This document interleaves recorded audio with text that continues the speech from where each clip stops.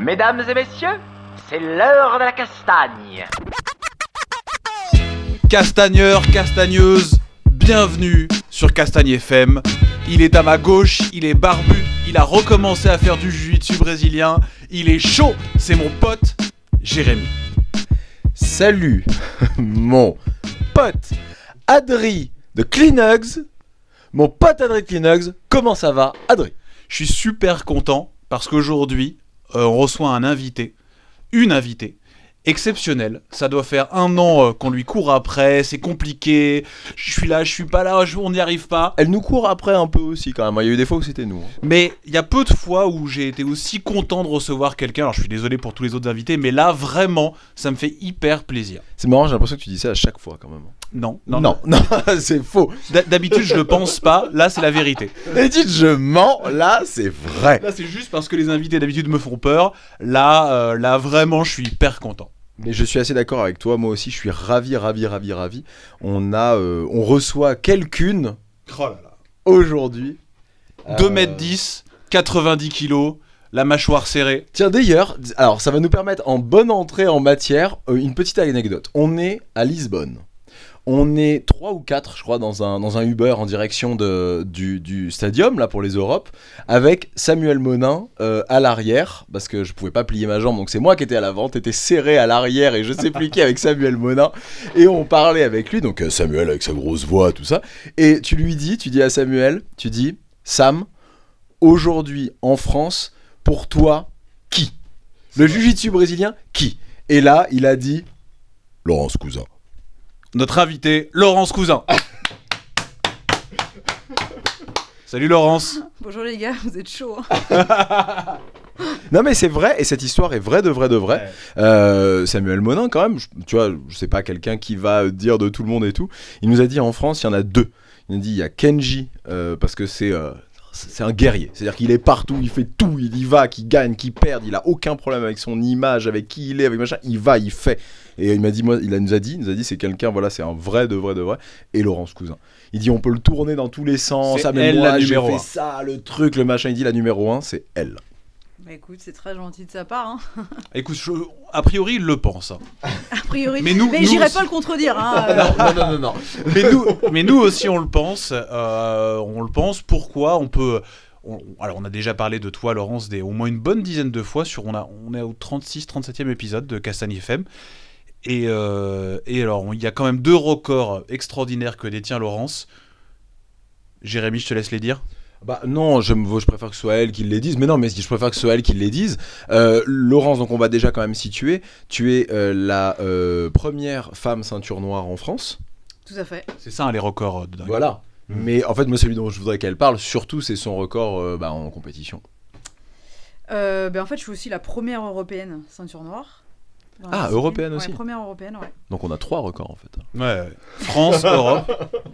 Et j'ai été la première européenne à être championne du monde dans la discipline en ceinture noire. Ah ouais, je pensais que t'es que France, moi. Non. En Europe, j'ai été la première. Et la deuxième non-brésilienne à avoir obtenu le titre de championne du monde derrière BJ Penn. BJ Penn a été le premier dans les étrangers.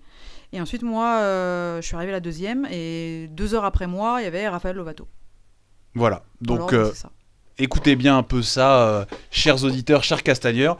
Donc, Laurence est effectivement la première européenne ceinture noire en catégorie adulte. C'est ça, ou tout confondu?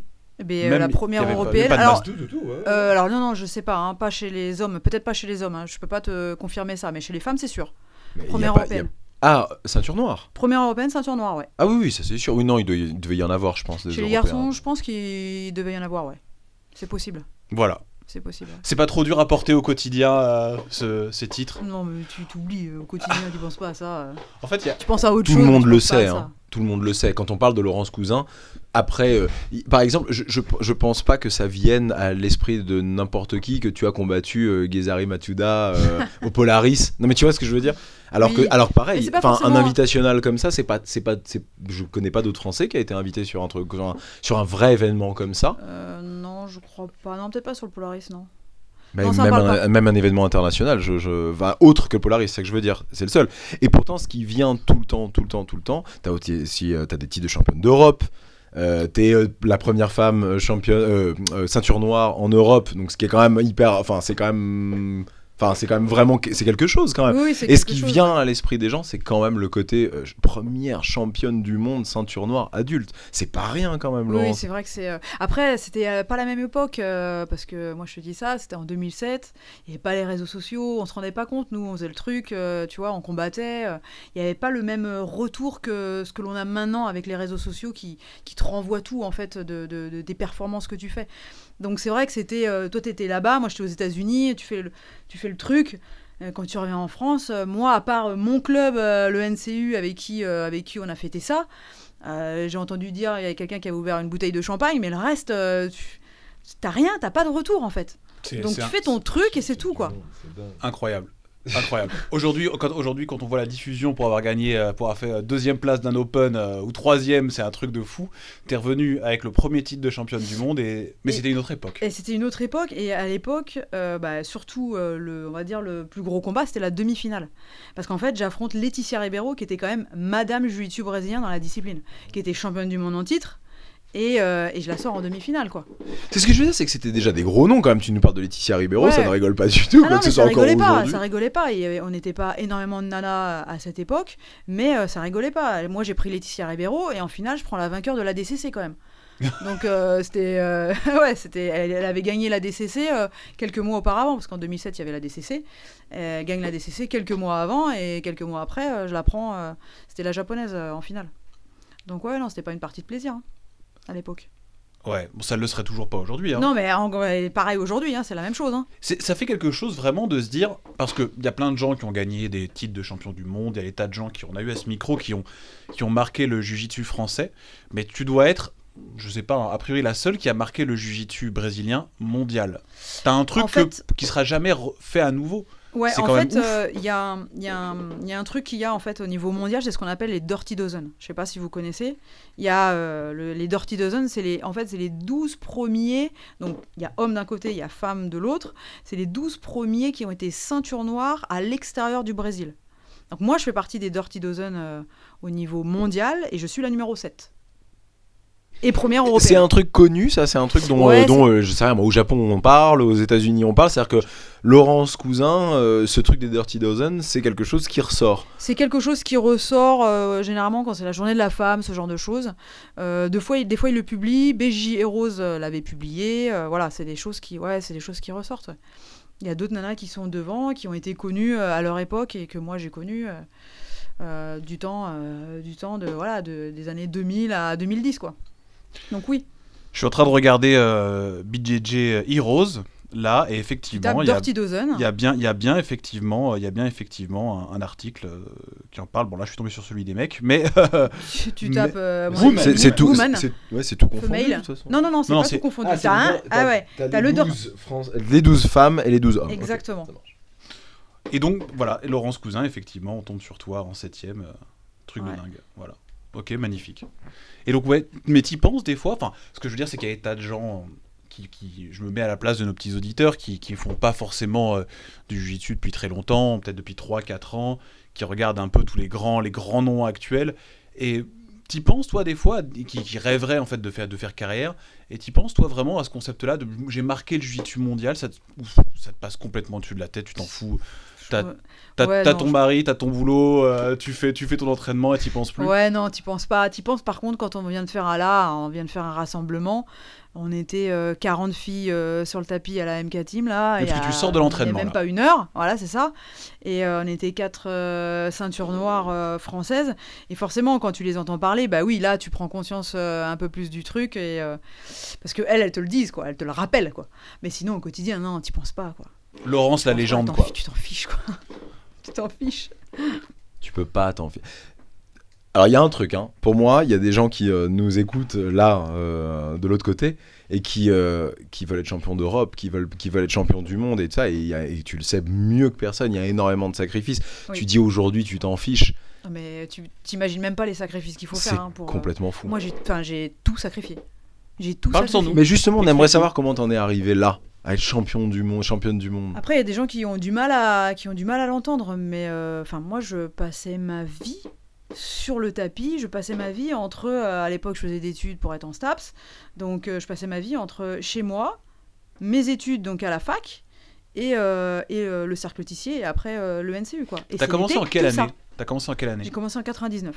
99, t'es ceinture noire en 2005 2005, ouais. et championne du monde 2007. Exactement.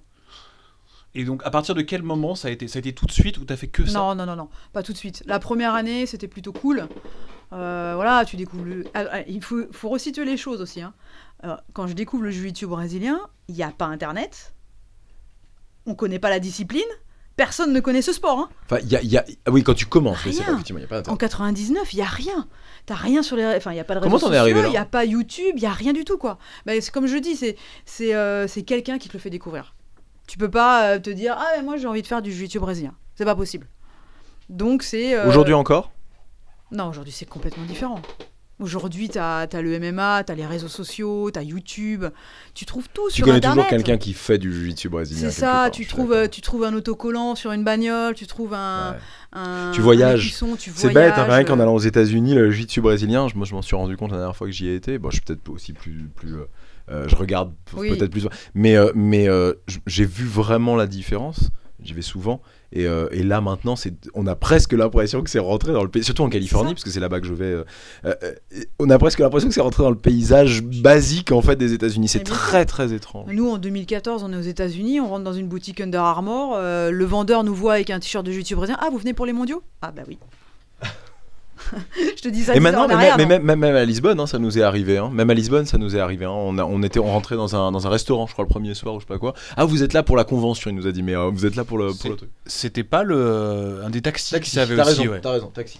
Bah, ils le savent, t'imagines, chaque année, t'as plus de 3000 athlètes qui débarquent. Donc, à mon avis, tous les taxis et les Uber de Lisbonne doivent savoir que le 3e week-end de janvier, t'as presque 4000 personnes qui débarquent et que voilà, ils font leur business avec ça aussi, hein, faut pas l'oublier. Hein. Ah ouais, mais C'est même, important pour même en France, maintenant on commence à. J'ai discuté avec un pote hier soir qui me disait j'ai rencontré un de vos athlètes. Il a un magasin de fringues, il bosse dans un gros magasin de fringues. Et il me dit j'ai rencontré un de vos athlètes. Lui ne fait pas du jiu-jitsu brésilien, il n'y a aucun moyen qu'il ait su en le voyant que c'était un de nos athlètes. En fait, il a juste vu les oreilles. Ouais. C'est Reda. En fait, c'est Reda. Il a juste vu les oreilles. Et donc il était lui demandé pourquoi il avait les oreilles comme ça, s'il faisait du rugby ou un truc comme ça. Il a dit non, jiu-jitsu brésilien. Il a dit j'ai un pote qui a lancé un truc dans le jiu-jitsu brésilien. Et donc ils ont fini par dire je bosse avec eux quoi. Tu vois, c'est assez rigolo. Et parce que maintenant les gens font attention à tout ça. Avant c'était les rugbyman, on le savait. Aujourd'hui il y a d'autres possibilités, il y a d'autres choses. C'est ça, ouais. Les oreilles, c'est un vrai truc. Hein. Quand tu croises un mec qui est costaud, tu dis est-ce que je pourrais le défoncer ou pas? Tu regardes ses oreilles, si Il elles dit sont non. propres. Tu dis, si les oreilles sont propres, tu dis ouais, ça va, je me le fais. Non, y a pas un truc La comme ça. dernière fois, je sors petite anecdote, je voyais Mathias Jardin et Kenji qui doivent avoir les oreilles les plus fumées du jiu-jitsu brésilien français. Et on va manger après. On finit. Bon, on avait un truc à filmer. On finit, on va manger après et on rentre dans un restaurant. Je sais plus ce que c'était et tout ça. Et les gens en fait regardaient. Et j'ai vu que les gens regardaient les deux rentrer et tout. Et moi j'étais derrière. J'étais là, j'étais sur la pointe des pieds. Quoi. J'étais genre, tu sais, je faisais le gars hyper fier derrière. Tu sentais qu'ils regardaient les oreilles. C'est devenu un vrai truc. Quoi. Genre maintenant on les voit. C'est rigolo. C'est possible, ouais. C'est Ah possible. ouais, non, vraiment. Non, c'est mais tu rigolo. fais attention à ça maintenant. Et donc toi c'est un pote qui t'avait Non, c'est pas ça. En fait, moi, je faisais une autre discipline qui n'a rien à voir. Je faisais de l'aïkido, en fait, mais bon, j'avais 8-10 ans. Non, c'est bien l'aïkido. Attends, c'est super. C'est très très bien, on adore. On adore. Ma fille danse aussi, elle fait. Et donc, du coup, Elle a 3-4 ans. rigolez. Hmm. Non, en fait, ce qui s'est passé, c'est qu'avant, je faisais de la gymnastique et j'aimais pas du tout la compétition en gymnastique. Et mon père, moi, j'étais pas très grande, hein, donc mon père voulait vraiment que je pratique un sport de combat. Et comme il avait compris que la compétition, c'était pas quelque chose qui me plaisait, il a essayé de trouver une discipline où il n'y avait pas de compétition. Donc, parmi les seuls. Il a bien trouvé, ouais, Ouais, pour il a le coup. trouvé. Non, mais après, franchement, j'avais un super prof à l'époque qui s'appelle Christian Monget et qui nous a fait découvrir d'autres sports de combat. Donc, j'ai vraiment touché à tout. Donc, le karaté, le judo, vraiment tous les contacts qu'il avait. Donc, on était des gamins, tu vois, 8, 10 ans, 12 ans. Ouais, l'aïkido en soi, vous vous en Non, fichiez ouais. un peu en fait. Nous, on faisait parce qu'on était un groupe de copains, parce qu'il avait compris qu'on avait besoin de bouger, donc on faisait plein de petits parcours du combattant, etc. etc. Et voilà, et ça fonctionnait comme ça, jusqu'au jour où son voisin faisait du jiu-jitsu brésilien et puis il a dû discuter avec lui et puis il a dit vas-y viens, tu vas nous faire une petite initiation et ça a commencé comme ça. Et donc on avait l'occasion de s'entraîner le dimanche. On avait une petite salle, tu vois, dans le Val d'Oise. Et donc le dimanche, on s'entraînait pendant 3 heures. Donc c'était vraiment relax, détente, tu vois. Et il m'a donné une cassette vidéo à l'époque, parce que c'était les VHS. Hein. La fameuse. La fameuse cassette vidéo. Il m'a dit, regarde ça. Et c'était UFC 1, UFC 2, UFC 3, UFC 4. Je pense qu'il n'y a pas une seule fois où on parle pas de cette cassette. Mythique. Ah mais oui, Tiens, est-ce mythique. que quelqu'un posséderait encore cette cassette? Ah. Alors, écoute, vous nous dites, contactez-nous. Est-ce que quelqu'un posséderait cette cassette? Au moins qu'on puisse en mettre une photo une fois sur un truc de Je l'ai Castagni FM. peut-être. Hein. Je suis pas sûre. C'est vrai? Je suis pas sûre. Ah Laurent, si Il tu la faudrait que je retrouves... regarde. T'es du genre à garder les choses comme ça? Il y a des choses. Ouais. Je Ouais, garde pas mais en mal de revanche, ton trucs. titre de championne du monde, ça, tu t'en fous. T'as encore la médaille, t'as quelque La chose. T'es une personne étrange, la- Laurent. La médaille a été très très longtemps. Elle est très longtemps. Enfin, depuis très longtemps, elle est dans une coupe, au-dessus d'une armoire, dans une pièce chez À moi. prendre la poussière. Voilà, prendre la poussière. Et puis depuis qu'on a ouvert l'académie, j'ai dit bon, autant qu'elle serve à quelque chose. Ah oui. Donc du coup, on l'a mis dans le club, quoi. Alors il y en a beaucoup qui me disent mais t'as pas peur contre la vol et quoi que ce soit. Je lui dis mais elle a de valeur que pour moi. Elle a pas de valeur pour les gens, quoi. Puis on me vole la médaille. Le titre, je l'ai toujours, donc ça changera rien. Ça me fait penser à quelque chose. Claire France va adorer cette question. Est-ce que tu ne serais pas la seule académie dirigée par une femme? En France, Oui. En France, je dirais que oui. Ah, c'est une Il y a de très fortes bonne chances. remarque, mon cher. Merci Peut-être. beaucoup, mon cher. Très bonne remarque, mon cher Jérémy. Bah, Merci beaucoup. voilà, je ne Tu vois le penses vraiment ou pas? Je pense vraiment. Je le pense vraiment. Je suis fier de toi. Je pense qu'il y a de fortes chances. Bah Forte ouais, qui chance. d'autre? Qui d'autre? Parce qu'on les connaît un peu, les nanas. Ouais. Les ceintures noires, un peu. Après, il y en a qui donnent des cours et tout Voilà, ça. il y on en a connaît qui donnent Amandine, des on connaît cours, Claire voilà, Claire France, on France connaît donne ça, des cours, mais Amandine. qui ont leur académie à elles, parce que là, c'est toi et il y a rien que toi. Hein. Bah il y a moi et puis il y a Erwan, il y a mon mari. Oui, mais ils donnent des cours. Ouais, Là, ils donnent des cours. c'est Laurence Cousin, l'académie. Oui, Ace Mat, à la base, c'est Mat, toi. oui, c'est moi qui l'ai créé. Et puis voilà, après, on l'a monté à plusieurs à l'académie. Hein, faut pas. Même si, Oui, il y mais a mon c'était image, oui, toi. Oui, Est-ce c'était moi. que ça a été compliqué d'attirer des garçons? Parce que c'est un sport viril, c'est un sport de gars dur, le Bah, jiu-jitsu étrangement, ça a brésilien. été plutôt difficile d'attirer des filles. Ouais, donc au final, comme dans tous les autres clubs, ça n'a rien changé que ça, Laurent. Ouais. Voilà, super question, Jérémy. Allez, full camp, on passe à autre chose. C'était une seconde très bonne question. Tu le penses Jérémy. vraiment? Je le pense vraiment. Je suis très fier de toi. Non, mais étrangement, oui, j'ai pas eu tant que ça de filles au départ, quoi. J'ai eu des garçons, voilà, comme tous Le les clubs. fait que tu sois là dans tous les... Alors, t'es à Toulouse, donc t'es en dehors de Paris, il y a forcément ces journées intersport, c'est ça, on appelle ça, où on montre tous les sports. Ah, je viens d'une petite ville de province, hein, vraiment du sud, et où t'as ce samedi après-midi où tu montres tous les sports. Le fait que ce soit une fille qui mette en avant ce sport-là et tout, ça n'a pas fait que dans ton club, il y ait plus de filles qu'ailleurs. Eh bien, écoute, non, il n'y a pas eu plus de filles. Alors maintenant, j'en ai beaucoup plus qu'au début, parce que maintenant, ça fait 6 ans et demi qu'on a notre section. Pas notre salle, hein, mais notre section. Et aujourd'hui, ouais, on a plus de filles que ce que l'on avait avant, quoi. Mais ça reste toujours compliqué. Mais ça reste pas facile. Ouais. Ça reste pas facile. Toi, ça t'a jamais posé problème? De. Bah, sur un sport plus de garçons, tu Non. me racontais ton histoire que t'as Non, commencé. non, ça me toi, pose pas de problème, hein, mais c'est vrai que j'aimerais bien avoir une bonne équipe de filles. Je commence à avoir quand même quelques nanas. Hein. J'ai 2 nanas qui font l'année dernière donc championne de France en ceinture bleue et qui prennent le tout de catégorie aussi. En plus, c'est donc- plutôt un petit gabarit, donc. Ouais, petit gabarit, mais ça change pas grand-chose. Elles sont plutôt plus costaudes que moi. Et donc voilà, ça vient au fur et à mesure, et puis on espère attirer encore. Avec des filles, on attire plus de filles. Tu vois, si C'est t'as ça. pas de filles Il dès faut le début, dès ouais. le début, t'attires pas les filles. Mais si t'as des filles, elle a plus de chances d'en attirer, quoi.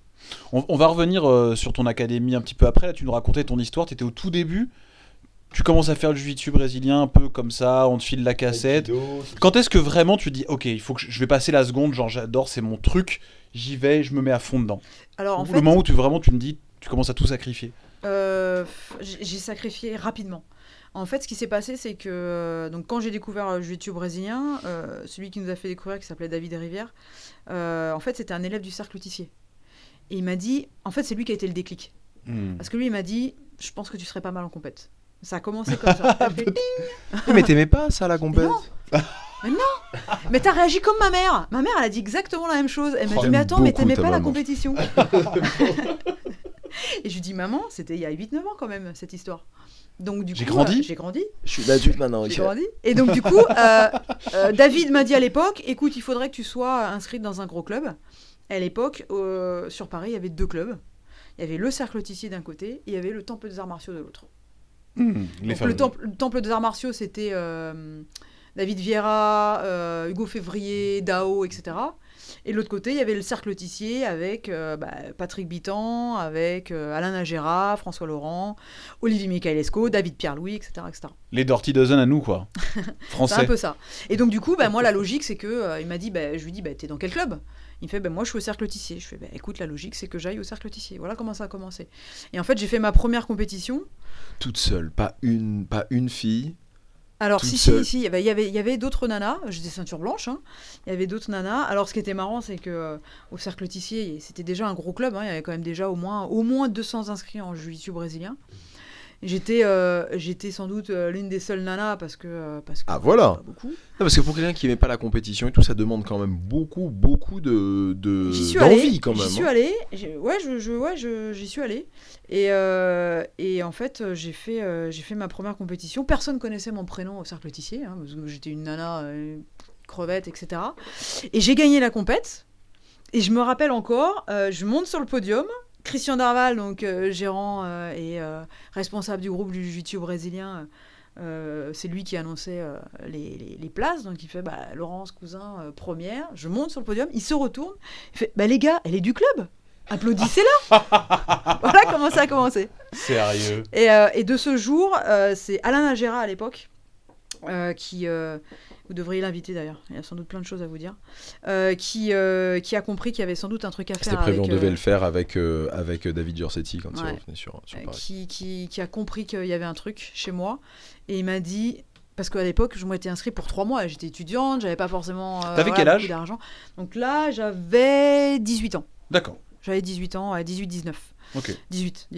Et donc il m'a dit, tu t'inscris pas pour 3 mois, tu t'inscris pour 1 an, et on va se voir très régulièrement. Et ça a commencé comme ça. Oh, c'est bien ça. Donc il m'a vraiment chapeauté. Pour moi, ça a été un vrai mentor à l'époque pour vraiment s'occuper de moi, etc., etc. Et il sentait qu'il y avait des facilités. Il sentait que voilà, j'étais une bosseuse, que je râlais pas pour le moindre truc. Donc voilà, ça a commencé. Et t'as fait jusqu'à quelle ceinture au Cercle Tissier ? Jusqu'à ma ceinture noire.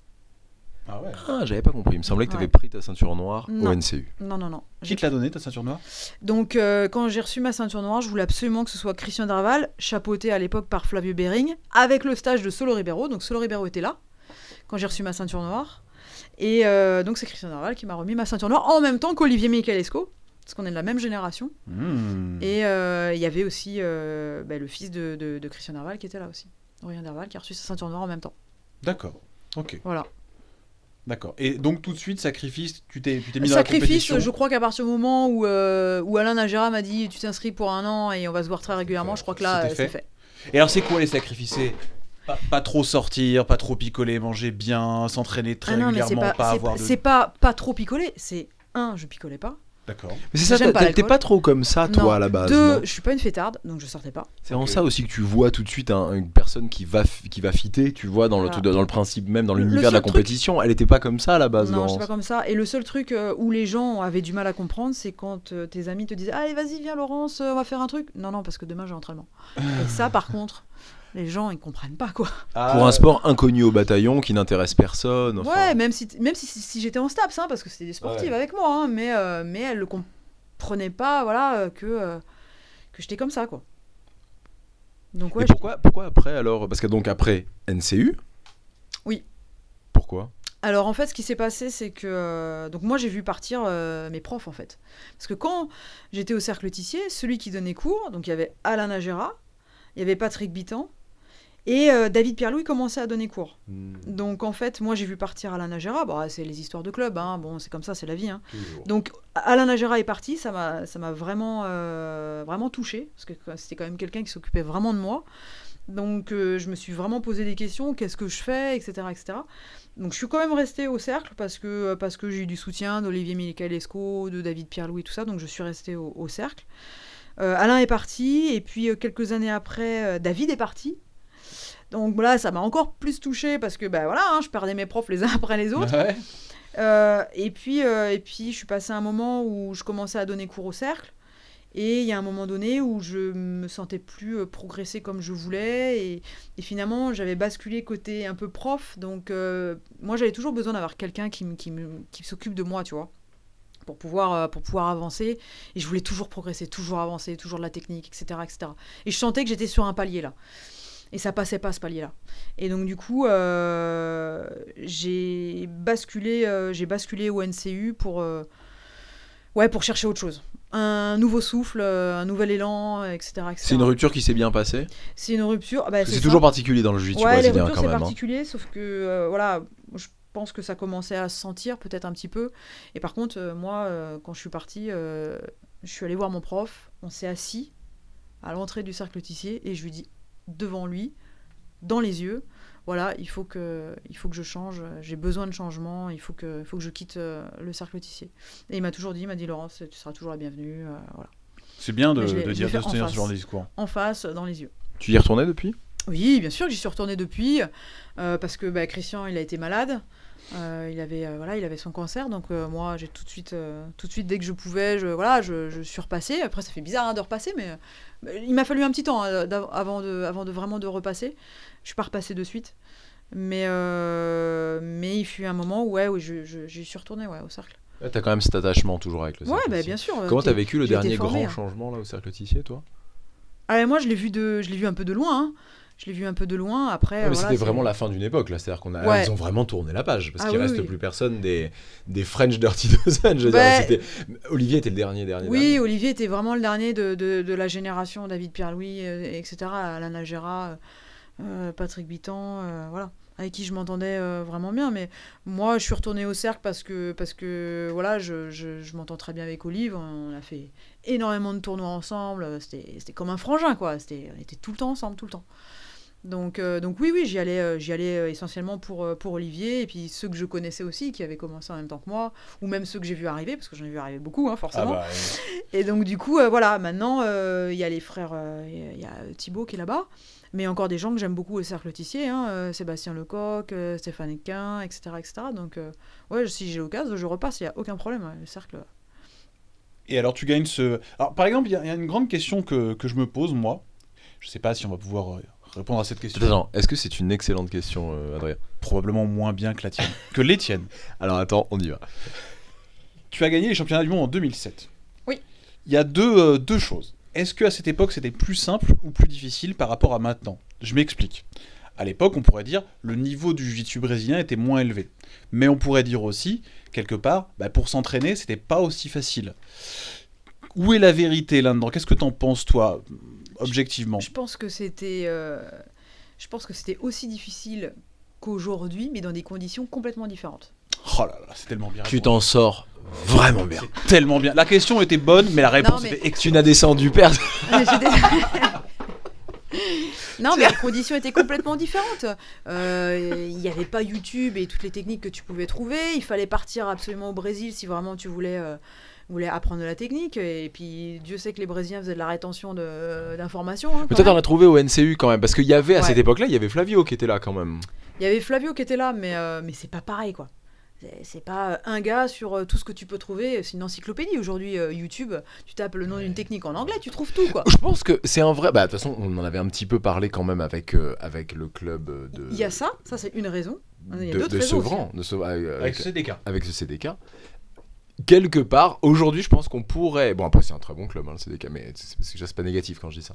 Puis ils ont une supervision, tout ça. Mais on pourrait ouvrir un club avec YouTube, en fait, aujourd'hui. On pourrait. Ce serait triste. Ce serait pas un bon club. Hein. Ce serait pas un bon club. Regarde, c'est un petit peu, de plus loin, mais c'est un petit peu le fonctionnement de la Gracie Barra. C'est un peu comme ça que fonctionne la Gracie Barra. Tu as ces cours en ligne. Alors tu as un head coach, voilà, effectivement, mais qui ne donne pas tous les cours.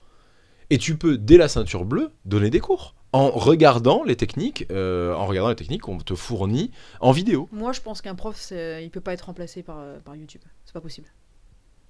Il va t'apporter. Alors je dis pas que c'est bien. Hein. Je dis oui, c'est possible. Mais pour moi, il y aura pas la qualité vraiment du prof qui est présent, qui va te corriger sur ce que tu vas faire aussi.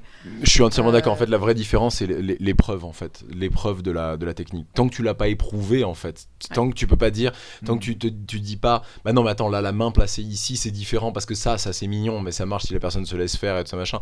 Mais tant qu'il n'y a pas eu l'épreuve de la technique, c'est pas quelque chose que tu peux enseigner. Qui te corrige aussi quand t'as YouTube aussi. Qui te corrige, tu vois, c'est ça qui est important aussi. Le professeur qui est derrière toi pour corriger ta gestuelle, ton placement, etc., parce que c'est aussi ça qui compte, quoi. T'es une professeure hyper présente, toi. Justement, par rapport à ça, est-ce que t'es là à tous tes cours? Je suis là à tous mes cours. Bah, ça m'étonne pas. Ouais, c'est ce que j'allais dire. En vrai, tu pourrais en faire d'autres. De toute façon, c'est là-bas qu'est ton mari. Donc, de toute de nulle part d'autre où aller. Donc.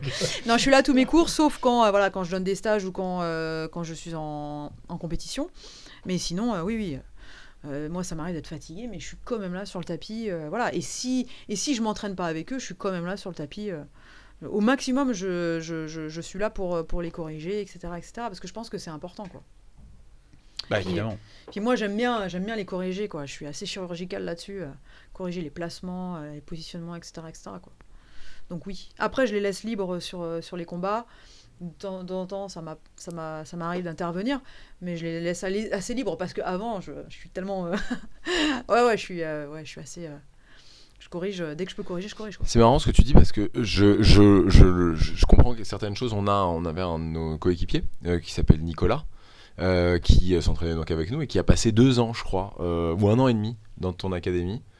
J'ai vu la différence en fait entre quand il est arrivé où il y avait un côté un petit peu dans tous les sens. Bon, après il y a aussi l'expérience, hein, forcément il a passé 1 an et demi, mais il avait quelque chose de beaucoup plus technique. Chaque placement était un placement voulu. Chaque préhension était une préhension voulue et calculée. Et c'est très rigolo parce que ça m'étonne pas du tout ce que tu dis. Et il m'avait elle peut passer et passer 5 minutes au-dessus de toi quand tu tournes et tout ça machin. Et après se rappeler ce que tu as fait de bien ou pas bien et te le montrer. Oui, c'est ça, ouais. Ouais, j'aime bien pour faire progresser mes élèves, et puis voilà, quoi. C'est avoir une attention pour chaque élève. Alors à des jours, tu vas pas pouvoir avoir l'attention sur tous les élèves qui sont là sur le tapis, mais je fais en sorte que chacun ait une petite attention, quoi. C'est mignon. Ouais. Tu matrones un peu tout le monde. Mais tu sais, oui, c'est Fabien là, qui m'appelle maman d'ailleurs. Hein. Il m'appelle maman. Ouais, ça c'est un peu plus étrange. Non, mais parce que tu vois, quand mes élèves partent en compétition, je suis toujours là à leur dire pensez à prendre un sweat, pensez à prendre des chaussures. Mais c'est vrai, tu sais, je m'étais fait alors c'est rigolo, je m'étais fait la réflexion au roll-up parce que c'était un peu avec moi que t'étais passé sur l'organisation, t'avais ramené Piu Piu. C'est ça. Voilà. Voilà. Tes combattants, des petits surnoms mignons, des petits surnoms guerriers comme ça. Ouais, c'est un rooster, c'est pour ça. Ouais, bah oui, là, de toute façon, même un poussin en fait, oui, plus qu'un rooster. Et c'est la réflexion que je m'étais faite. C'est toi qui avais pris les déplacements, c'est toi qui avais pris l'hôtel. Et tu t'avais fait le timing. Tu m'avais appelé. Tu m'as dit, tu penses qu'on pourra être là et tout machin. Je sais pas, tous les autres, c'est eux-mêmes qui le font. Genre, tu penses que je dirais. Et j'avais trouvé ça super mignon, hyper touchant. Donc c'est vrai pour le coup. Ça, tu le dis et je suis entièrement d'accord. C'est vrai que tu fais ça. Ouais, je fais ça. Ouais. Et donc, t'avais besoin de ça aussi, et c'est pour ça que tu es parti, toi, au NCU. Ouais. T'avais besoin d'être plus encadré ? Ouais, je pense. Ouais. J'avais besoin d'être plus encadré, ouais. Il y avait donc plus voilà, donc ça...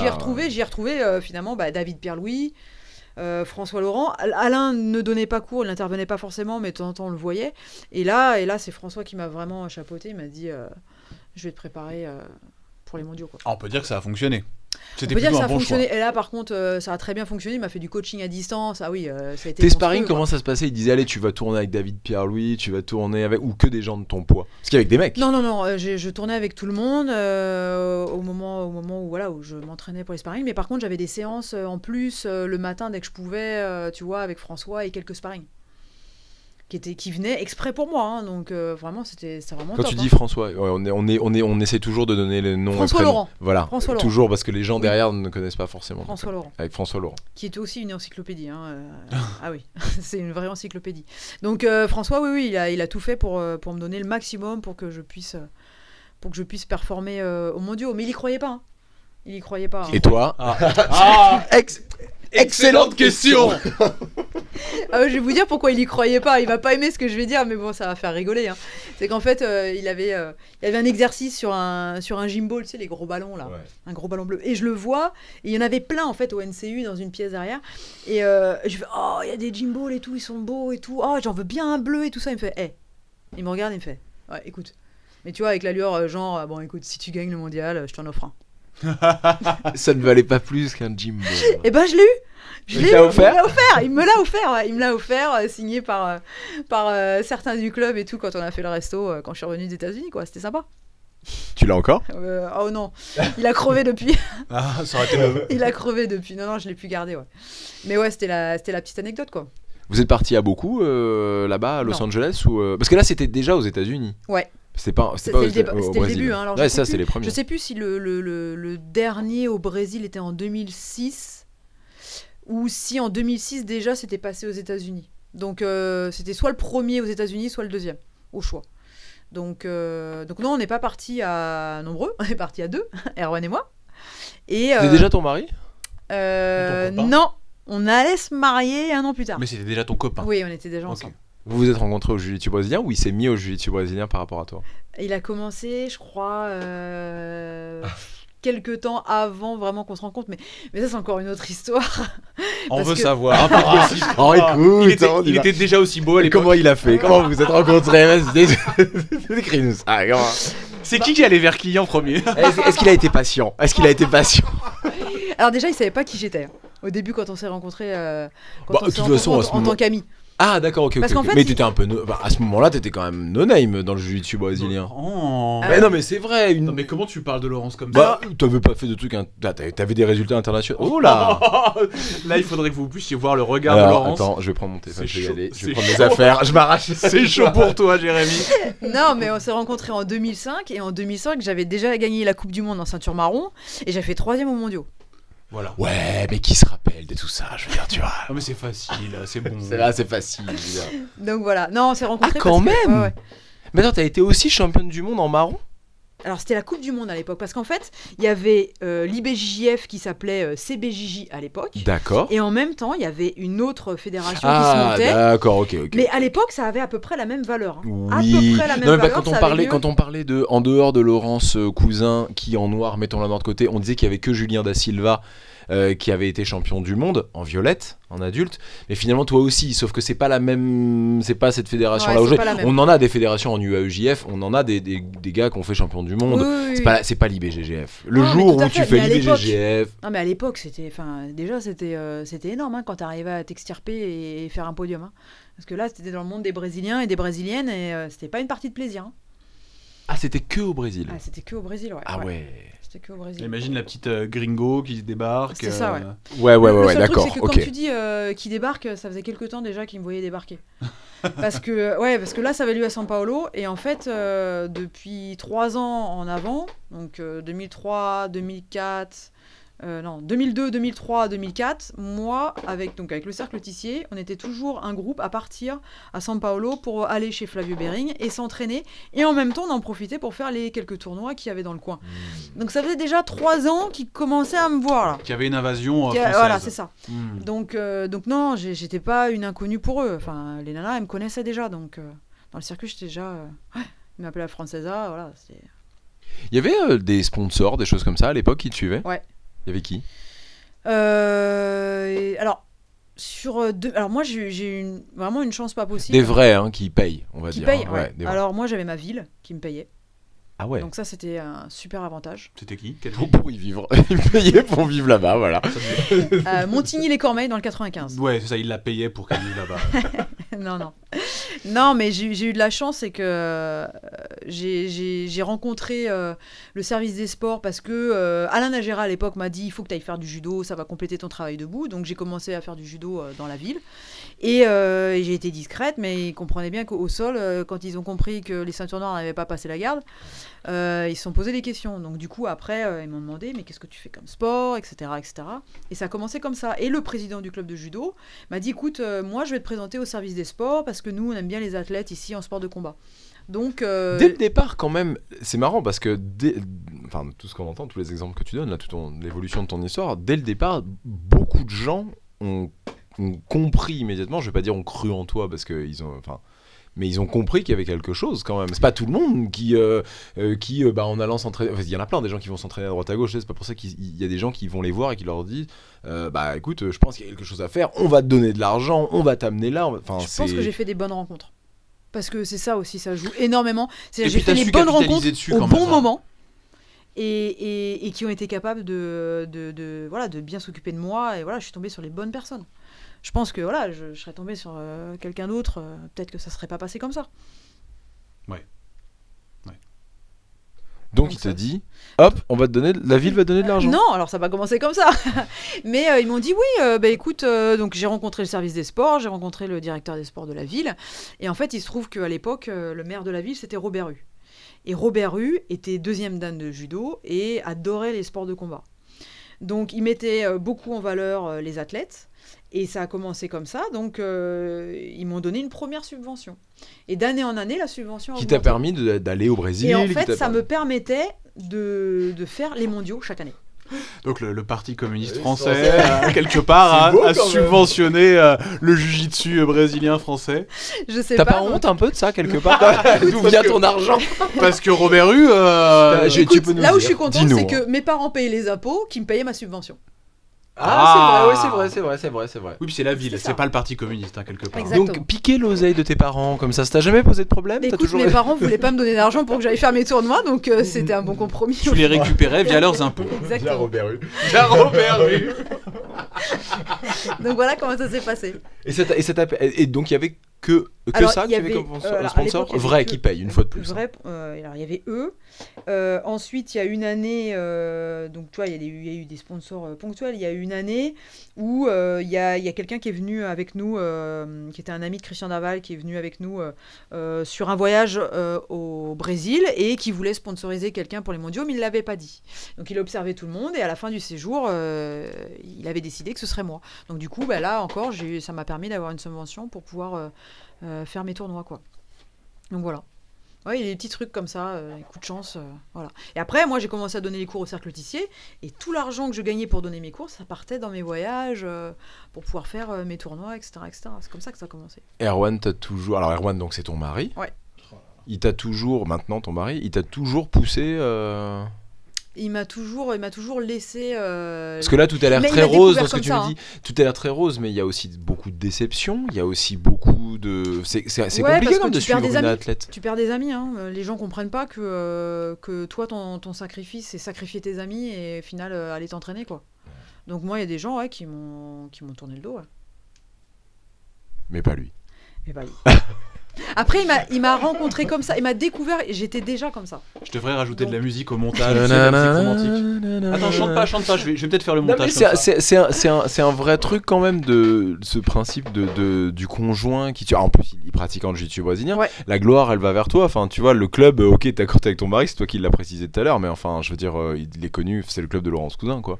Oui, mais enfin, pour moi, c'est mon soutien. Hein, sans lui, j'aurais pas monté le club. Hein. Ouais, Ça, mais c'est sûr et tu certain. vois, c'est pas tous les jours que c'est l'homme qui est dans l'ombre. Voilà. C'est vrai. C'est vrai. C'est beaucoup. Et pourtant, tu sais à quel point je suis féministe, à quel point je mets toujours. Mais là, je dis, c'est pas forcément simple pour un homme d'être Oui, parce lui que dans l'ombre. Lui, Voilà. il faisait de la boxe taille. Et quand il est monté sur Paris parce qu'il habitait Toulouse, lui à la base, il est monté et c'est vrai que je l'ai poussé. Je lui ai dit mais vas-y, fais de la boxe taille et tout ça. Mais bon voilà, il a compris que si lui faisait ses compétitions dans son coin et que moi je faisais mes compétitions, on se verrait plus jamais quoi. Ah oui. Voilà, c'est réglé. Non mais voilà. Et puis finalement il a découvert le jiu-jitsu brésilien. Je pense que ça lui a plu aussi. Mais à l'époque, quand il est monté sur Paris, je voulais pas qu'il soit dans le même club que moi. Pourquoi? Mais parce que je voulais. Parce que j'avais un mec dans mon club, donc je voulais pas que ce soit. Non, je voulais qu'il. Non, Pas, non. je voulais pas. Je voulais qu'il apprenne avec d'autres professeurs qu'avec moi. Je voulais Parce qu'il était vraiment- pas ceinture noire, lui. Non, il n'était pas ceinture noire. Il l'est aujourd'hui. Aujourd'hui, il l'est. Il était ceinture blanche. Et donc, lui était au NCU et moi, j'étais au Cercle Tissier. Mais je voulais vraiment qu'il apprenne avec David. Parce que pour moi, c'était un très bon prof. Et voilà, donc lui, il a commencé. C'est toi qui l'as rejoint au NCU. finalement. Et puis après, c'est au moi qui final. l'ai rejoint. Ah là là. C'était quelle ceinture quand tu l'as rejoint? Il était bleu, je crois. Tu lui Ouais. pétais la gueule, quoi. Hein, je veux dire, Non. c'était. Non. Donc voilà. Et aujourd'hui, vous tournez souvent ensemble? Oui, c'est mon partenaire d'entraînement. Donc oui. Très souvent, même. À chaque entraînement, je tourne avec lui. Ouais. Ah, c'est beau. Tu le maltraites? Il me maltraite et c'est bien comme ça. Voilà. Ah, il t'a rattrapé? Ah oui, il m'a Ah, rattrapé. ils font pas le même poids aussi à un moment. hein. Il fait pas le même poids que moi, etc. Et puis voilà, moi je trouve ça bien. T'as besoin de te remettre de te remettre à ta place, quoi. Donc oui, ça fait partie de mes meilleurs sparring, quoi, pour moi, quoi. C'est beau. Préparé. Et donc, ouais, il est venu avec toi aux mondiaux. Comment- Depuis 2007, il a fait. Mais les donc, parce que mondiaux, quelque la part, c'était ton DCC, seul, il c'était a ton fait, seul coach. Parce que t'avais pas de coach alors, en ce qui fait. s'est passé, c'est que, alors, sur les mondiaux comme ça, généralement, c'était au pied levé que tu arrivais à trouver un coach. C'était à l'arrache que tu trouvais un coach. Bah oui, qui avait les Parce que moyens de prendre t'étais un billet d'avion pour simplement coacher bidule ou machin. Non, non, mais t'as raison. Mais en plus, là, toi, tu dépendais pas à ce moment-là de Ribeiro. Non. Donc, il fallait te débrouiller, quoi. Et C'était vraiment ça. J'étais Bering. J'étais Bering et Flavio Bering n'avait pas forcément des gens qui venaient sur les mondiaux. Donc il fallait vraiment se débrouiller. Et ça, c'est la première raison. La deuxième raison, c'est que j'ai quand même besoin d'un coach qui parle français, plus que d'un coach qui parle anglais. Parce que c'est plus facile quand tu es en train de combattre, d'avoir quand même ta langue Ça va maternelle. vite, je suis complètement Ça d'accord. va vite et il faut, si en plus tu dois réfléchir à ce qu'il est en train de te dire et que tu n'as pas compris ce qu'il est en train de te dire, c'est pas possible. Moi, je fais partie des athlètes qui ont toujours besoin d'avoir un coach pour combattre. Combattre toute seule, pour moi, c'est... Mais de manière pas- générale, je t'as sais besoin d'être entraîné, t'as besoin d'être materné, mais tu l'as dit depuis le début, ça, mais enfin, c'est logique en fait. C'est Ce que tu peut-être dis. ça, oui. Ce serait très bizarre que tu me dises non, moi je suis une combattante, je suis seul, je suis. Les conseils que peut donner un coach, c'est vraiment un apport psychologique ou la partie technique, elle compte. Moi, c'est psychologique qui est très important. Parce que Il y a la généralement, partie technique. c'est Pour vrai. moi, il y a la stratégie. Pour moi, la stratégie, elle Mais part d'un avant, coach. pas pendant. Ce que j'allais dire. Pendant. Pendant aussi. Pendant, c'est énorme. C'est lui qui gagne du temps, bloque. Bien sûr. Sur certains combats, je te donnerai des exemples. Heureusement que j'avais un Mathias Jardin dans mon coin, quoi. Donne-nous des exemples. Bien sûr. Des exemples, j'en ai au mondiaux 2015. Tu vois, D'accord, par on en exemple, reparlera. voilà. Mais en 2007, mondiaux Ouais. que je gagne, je suis coaché par David Giorsetti. Ah, qui était là. Il est toujours dans les parages, dans les bons plans, ce David. Tu sais, il est là, tu sais, salut, c'est David. Toujours. Alors en fait, ce qui s'est passé, c'est que voilà, pas de coach.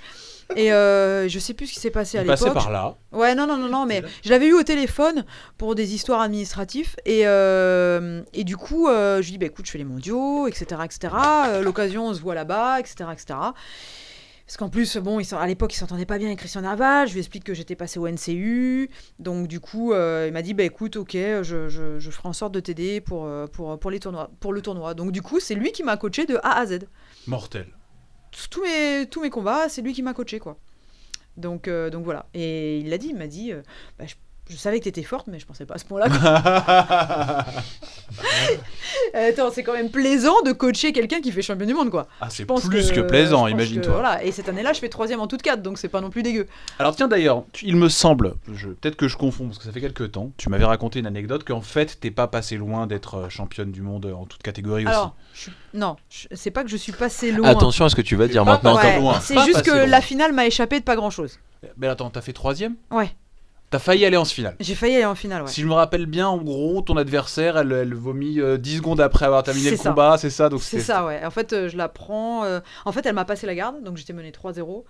Et derrière, donc sur les 10 minutes, je lui mets un triangle, mais verrouillé, vraiment, vraiment bien verrouillé. Et en fait, elle tape pas, quoi. Et ça, je sais pas combien de temps on reste dans cette position, mais un bon moment, quoi. Et juste derrière, je vomis 2-3 mètres plus loin. Juste après avoir Ah terminé ouais, le ouais, combat. juste après avoir terminé le combat, quoi. Mais comme elle m'avait passé la garde, bon, bah voilà. T'as perdu. Et Voilà, mais j'étais vraiment. petite dégoûtée. règle, hein, si tu vomis pendant, quand même qu'on le sache, si tu vomis en compétition, c'est considéré comme disqualifié quand Tout même. à fait. Voilà, juste pour info, ça Il c'est faut pas. en fait, il faut vomir après, après la décision de l'arbitre. Chez Castagne FM, on vous dit quand vomir. C'est très important. En compétition, en dehors. Même de manière générale dans la vie. De manière générale dans la vie, on évite en dehors des tapis. Faut toujours vomir en dehors des tapis, chez vous, partout. Ouais. Après la décision arbitrale. Tout à fait, après la décision de l'arbitre. Donc c'est ça qui est important. Et Attention. j'ai encore une anecdote là-dessus en plus. Sur le vomi, vas-y, fonce. Allez, on est bien là. Alors c'était sur l'Open de Londres, IBJF, avec Laurent Granet, donc qui se reconnaîtra. Qui va vomir. Je sens qu'il va Qui vomir. était à Qu'est-ce deux qu'il doigts. avait mangé? Je ne sais pas, mais il était vraiment pas bien. Et on était là avec Aaron, on fait vomis pas. Mais Attends, sur le tapis. Il était vraiment pas bien, mais vraiment pas bien. Et je lui dis attends. Ah, donc c'est pas si fou ce que tu dis. C'est un truc qui arrive, Ah ouais, genre il faut ouais, faire et attention. genre, l'arbitre lui a levé la main et juste derrière, en fait, je comprenais pas pourquoi il y avait des grosses poubelles. Et j'ai vite compris, donc j'ai ouvert la poubelle. Il s'est dirigé droit vers la poubelle pour voilà. Et il a pas été disqualifié grâce à ça. Et grâce à ça, ouais. Parce que je pense que s'il vomit, je pense qu'il aurait vomi. Il m'a dit, tu me l'aurais pas dit. Il aurait pas capté en fait non. que c'est. Et je pense qu'en plus, ça devait être la finale parce qu'il avait fait une bonne perf sur ce tournoi-là.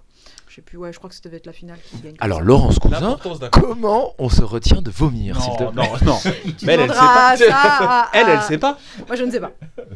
Elle sait pas. Elle te fait des triangles desquels tu sors pas. D'où l'importance d'un coach, t'as dit. Vomis pas. Attends, passe le vomis pas. Attends la décision. Attends la il y a des poubelles, c'est fait pour ça. Vomis pas. Ok, super.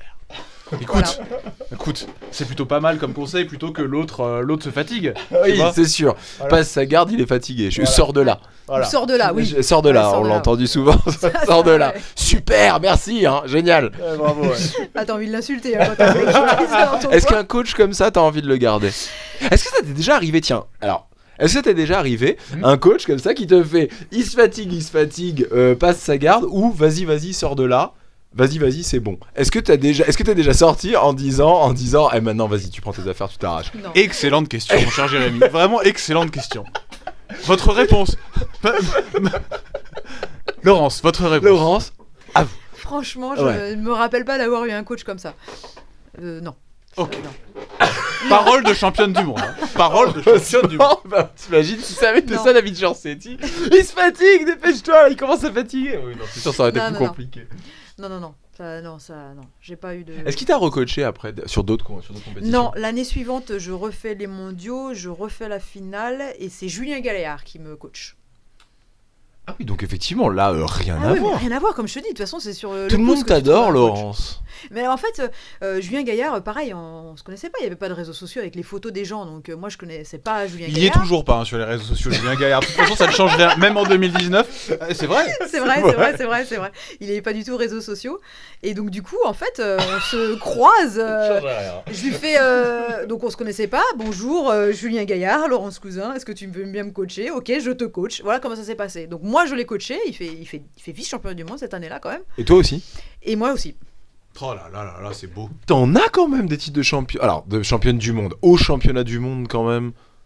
C'est beau. T'as pas Ouais. que le première. Enfin, Non, je veux j'ai dire, pas t'as que- fait non, aussi non. deuxième. C'est pas tout le monde qui est Ouais, deuxième au j'ai- championnat ouais, du monde. ouais, j'ai fait deuxième, ouais.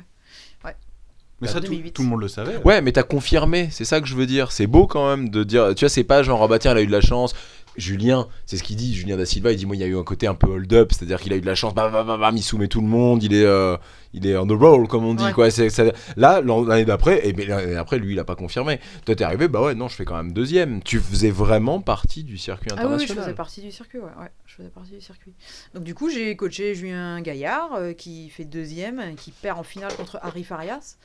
Et oui. C'est des choses qui arrivent généralement. La Voilà. plupart du temps, Non on mais perd. franchement, il a fait un super tournoi cette année. Attention, hein, Julien Gaillard, Bien sûr. Farias, non mais parce que ça rigole pas du tout, hein, Julien Gaillard, un c'était gros niveau en ceinture international. violette. Ouais. En ceinture violette, et c'était le début de l'arrivée d'Harry Farias quoi, sur le circuit. Les gens commençaient à le connaître, et moi j'avais vu ce qu'il donnait, je fais oh là là, ça va être compliqué là. C'est-à-dire qu'en fait, sur mon coaching, je suis à chaque fois en retard d'un temps par rapport à Harry Farias. Ah merde. Le mec était trop speed. Et il était au-dessus. C'est Harry qui aurait dû le coacher alors. Ok, bon, je prends mes affaires, Pas sûr que j'y ça marche vais. comme ça. Donc voilà, autant sur les autres combats de Julien, j'ai réussi à vraiment faire en sorte que ça se passe bien pour lui, l'aider au maximum sur ses combats. Autant contre Harry Farias, un temps de retard. À chaque fois que je veux dire un truc, ça y est, il a déjà fait le truc. Donc ouais, c'était compliqué, ouais. Et alors, quand est-ce que t'as ouvert ton académie? Ça arrive peu de temps après ça, en fait. Quand même. Non? Alors, excellente question, mais là tu t'es un peu ok. t'es un peu cavalier quand même là. Hein, t'as- 2008, tu vois. j'ai ouvert mes premières sections à Toulouse, donc pas mon académie. Hein. Ah. Je donnais dans des. C'était même pas salles qui ESMAT existaient. encore. Si c'était SMAT, mais je donnais dans des salles déjà existantes et je faisais la section Jiu-Jitsu Tu brésilien. vois que j'avais raison, c'était là, tu vois. Donc ça c'est Quand même. septembre 2012. Bah, donc c'est 3 ans après quand même. Ah merde. Ah non, j'ai faux. 4 ans après. Pardon. Enfin après, y a pas de problème hein, mais J'ai faux, 4 ans j'ai plus tout. là tard. t'avais laissé tomber un peu la compétition, t'étais moins à fond. En fait, le problème c'est que j'ai eu des problèmes de dos qui se sont déclenchés. Non mais ça c'est pas mon problème ça. Est-ce que t'avais arrêté? Oui.